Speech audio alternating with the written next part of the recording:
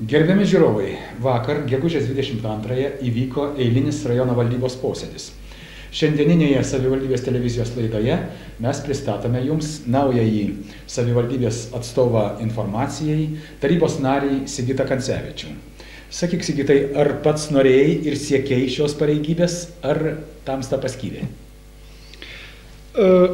Aš turiu visų pirma pasakyti, kad esu laikinas atstovas informacijai. Bet sakoma, kad tai, kas laikina, tampa ir amžina. Nieko nėra amžinesnio už tai, kas laikina. Ne, manau, kad aš vis tik būsiu laikinas. Kada atsiras kitas žmogus, reiškia, pareiškęs norą galbūt ir priims jį į savivaldybę. Bet aš, reiškia, man buvo pasiūlyta ir aš neatsisakiau ir pasakysiu to jau kodėl. Mano pagrindinis uždavinys, užimant, kad ir laikinai tą reiškia dabar etatą, sakykime taip, kad daugiau būtų viešumo. Mano uždavinys, reiškia, sekantis žmogus, kuris dirbs po manęs šiuose pareigybėse, pakloti pamatus tam viešumui, bendradarbiavimui, glaudesniam su tauragiškiais, su rajono žmonėmis. Nes aš beveik esu 1000% įsitikinęs, jeigu jūs paimtumėt kamerą ir išeitumėt į gatvę ir pradėtumėt žmonių klausinėti, ką tenai dirba savivaldybei, aš esu labai tvirtai įsitikinęs, kad ten daug kas pasakys, kad jie nieko ten rimto nedirba. O iš tikrųjų, kad žmonės žinotų, kas ten yra dirbama, kad galėtų savo kažką pasiūlyti, prisidėti prie mūsų rajono gerbūvio kėlimo vienoje ar kitoje srityje, reikalingas dialogas. Reikalingas rimtas dialogas. Iš tikrųjų, aš manau, kad yra labai protingų žmonių, kurie niekada nesireiškia, niekada nieko nesako, tyli, kažko tai laukia, su jais reikia eiti į kontaktą. Ir einant į kontaktą gali atsirasti labai, kaip sakant, įdomių pasiūlymų ir kartu, va taip, bus lengviau visiems. Ir gyventojams, ir valdžiai bus lengviau. Tai mano yra toks pagrindinis uždavinys. Noriu pasakyti, kad pritariu tau. Dirbti su liaudimi. Taip, pritariu tau ir tikiuosi, kad mes susitinkam ne paskutinį kartą ir susitiksime reguliariai. Taigi, kokius klausimus vakar svarbiausius svarstė, tai yra aptarė rajono valdyba? Rajono valdybai buvo pateikta labai daug klausimų, nepaprastai daug klausimų. Tęsiasi nuo 14 valandos iki 20 valandos posėdis beveik be jokios pertraukos, tai šiem kvadratiniam galvom, taip aiškiai kalbant. Buvo 31 klausimas pateiktas. Tai reiškia, pirmas klausimas buvo dėl pateikta informacija rajono vyriausiojo gydytojo Eugenijaus Paleko apie sveikatos būklę ir perspektyvas. Nes čia meras matė reikalą, kad tarybos narius supažindinti, kokia iš tikrųjų yra reali ta padėtis Tauragėje. Nes irgi tenka ir teks savivaldybei sveikatos apsaugos reikaluose priiminėti rimtus sprendimus ir finansavimas, čia ir seniūnėjom dabar atiduota ir visa kita. Tai buvo toksai padarytas pranešimas ir mus supažindino. Aš nežinau, čia gal laikraštyje reiktų kai ką paskelbti. Bet pagrindiniai tokie dalykai, kur, manau, būtų, įdomus žiūrovams, tai, kad Tauragė, kaip jums nepatinka, Tauragėje tiesiog klesti venerinės ligos. Sifilis užima pirmą vietą iš visų, rajonų. Didžiausias procentas yra. Ir ten dar apie kitus turbūt aš nekalbėsiu, apie kitus dalykus nekalbėsiu. Medicinoje, bet buvo labai priimta, tokių, kur tiesiog plačiam gyventojų ratui gal ir neįdomu, dėl daugiabučių namų, ten savininkų bendrijų įstatų įregistravimų, dėl savivaldybės turto inventorizavimo, dėl leidimo daryti kapitalinį remontą, dėl išbraukimo iš eilės valstybiniai paramai gauti, dėl įrašymo į eilę valstybiniai paramai gauti.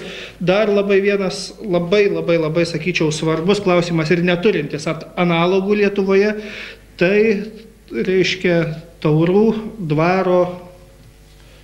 dvaro problema. Kai tik ką susitikau su atstovu gyventojų atstovų ponu Balčiūnu ir mes visą valandą kalbėjom, pratęsim vakarykščios, reiškia, diskusijos tasą tokią padarėm, ką daryti su tais taurais. Čia omenyje turiu dėl šildymo, nes ten yra problema, iš tikrųjų neturinti, Lietuvoje niekur šitokio nėra dalyko, nes ten yra netvarka su to šildymu, yra įsiskolinimai didžiuliai, ten yra pasiūlymas, kad reiktų kiekvienam butui, reiškia, šildytis patiems ir daug, aš tiesiog nesiimsiu dar komentuoti tų dalykų, galbūt labai plačiai, tik tai noriu paklausti ir pasiūlyti, kad gyventojai patys pareikštų savo nuomonę, nes kas kitiems, jeigu ne jums gyvenant tenai vietoje, kaip sakant, šitoje aplinkoje, kam geriau matosi tos dalykos, tų dalykų sprendimai, negu jums patiems. Taigi, reiškit savivaldybėje, kaip sakant, savo poziciją, dėstykit savo mintis ir irgi kartu, bendrai, organizuotai, galvojant apie tai, kaip galima geriau padaryti, visiems kartu spręsti va tos dalykus. Dar kartą sakau, siūlykit. Tikrai savivaldybė nenusišalins nuo to dalyko. Taip. Kokius dar galite paminėti klausimus, kurie buvo vakar aptarti valdyboje? Na, ilgiausiai diskusijų susilaukęs ir daugiausia laiko prasme, reiškia, gaišęs klausimas, tai yra dėl etatų savivaldybėje, dėl dirbančių žmonių etatų. Nutarta pateikti tarybai, tvirtinti 104 savivaldybės etatus. Vietoje buvusių? Vietoje buvusių 117. Vadinasi, etatų mažinimas? Taip. Kažkas neteks darbo? Kažkas neteks darbo, dėja taip. Ir valdyba pritarė? Taip, valdyba tam pritarė. 104 etatai bus pateikti tarybai. Kokia tavo nuomonė? Ar galės mažesnis skaičius darbuotojų visas tas pareigas ir visą tą darbą įvykdyti vietoje buvusių darbuotojų? Jeigu grynai mano asmeninės nuomonės klausia, tai man atrodo, kad taip. Na ir dar kokie dar kiti klausimai? Taip, reiškia, buvo pateikta dėl daugiabučių namų savininkų bendrijų Jūra ir Žiedas įstatų įregistravimo. Dar buvo pateiktas klausimas dėl, kur čia yra, dėl, reiškia, kaip čia, įsikūrė Tauragėje bičiulių su norvegais, norinčių bičiuliautis su norvegais, tokia visuomeninė organizacija. Irgi buvo pateikti klausimai, ten 56 žmonės steigėjai, va šitos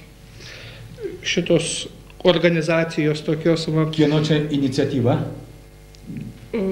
Čia iniciatyva pono Matemaičio globos ir rūpybos skyriaus vedėjo, kiek žinau, jisai pavaduotojų tapo ir Vida Povilauskienė, tai Žemės ūkio mokyklos dėstytoja. Jinai pirmininkė tapo. Čia jų iniciatyva. O paskui jau tas branduolys reiškia apie juos, kūrėsi apie juos. Na ir kągi valdyba nusprendė, arba kas pateikta tarybai spręsti būtent bendrijos šitos draugystės su norvegais klausimu? Pritarta nuostatus reiškia patvirtinti. Nuostatai buvo jau pateikti? Taip, visada, kada yra sprendžiami reiškia, tie klausimai, pateikti nuostatai ir pagal tuos pateiktus nuostatus ten sprendžiama pritarti, nepritarti, prieš tai jau būna juristai suderinę. Na tai ką, ačiū tau už pateiktą informaciją, o plačiau apie priimtus sprendimus mes jau supažindinsime po rajono tarybos posėdžio, kuris įvyks turbūt ateinančią savaitę. Aš irgi noriu padėkoti žiūrovams, kad mus žiūrėjo ir tikrai tikiuosi sulaukti jūsų, kaip sakant, dėmesio mūsų atžvilgių. Atleiskit, kad aš tik tai šiandien esu priimtas į tas pareigas ir šiandien man reikia kalbėti, nesusikoncentravus ir netgi dar labai rimtai neįsigilinus, man tas sekėsi nelengva, bet tikiuosi, kad ateičiai pasitaisysiu ir bus man lengviau kalbėti. Ačiū labai. Neabejoju tuo. Dėkojame už dėmesį.